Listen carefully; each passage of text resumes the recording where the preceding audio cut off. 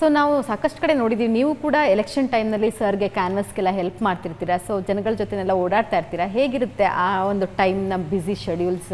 ಜನದ ಜೊತೆ ಬರ್ತಿದ ತಕ್ಷಣ ಇನ್ನೂ ಒಂದು ಹುಮ್ಮಸ್ ಬರುತ್ತೆ ನಮಗೆ. ನಮ್ಮ ಅಪ್ಪಂಗೂ ಅದೇ ಫೀಲಿಂಗ್ ಅನಿಸುತ್ತೆ. ಬಟ್ಟೆ ಹಾಕಿದ ತಕ್ಷಣ ಆಚೆ ಹೋಗಿ ಜನ ನೋಡಲೇಬೇಕು ನಮ್ಮಪ್ಪ.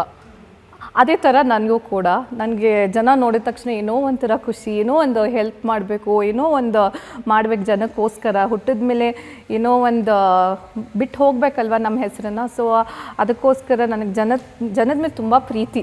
ರಿತಿಕ್ ಗೌಡ ಅವರಿದ್ದಾರೆ, ಅವ್ರನ್ನು ಮಾತಾಡ್ಸೋಣ. ಸರ್, ನೀವು ಇವಾಗ ಏನು ಮಾಡ್ತಾ ಇದ್ದೀರಾ? ಸೊ ನಿಮ್ಮ ಎಜುಕೇಷನ್ಸ್ ಎಲ್ಲ ಇಲ್ಲ? ಎಜುಕೇಷನ್ ಸೇಮ್ NPS ಅಲ್ಲಿ ಓದಿದ್ದು. ಅದಾದಮೇಲೆ ಕ್ರೈಸ್ಟ್ ಯೂನಿವರ್ಸಿಟಿ BBM ಮಾಡಿದೆ.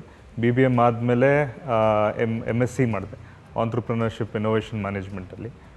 ಅದಾದಮೇಲೆ ಈಗ ಲ್ಯಾಂಡ್ ಡೆವಲಪ್ಮೆಂಟ್ ಮಾಡ್ತೀನಿ, ಜೊತೆಗೆ ಐ ಆಮ್ ಎನ್ ಅಗ್ರಿಕಲ್ಚರಿಸ್ಟ್. ನಿಮಗೆ ಯಾವತ್ತೂ ರಾಜಕೀಯ ಸೆಳೆದಿಲ್ವಾ? ನಾನು ರಾಜಕೀಯಕ್ಕೆ ಹೋಗಬೇಕು ಅಂತ ಅನಿಸಿಲ್ವಾ?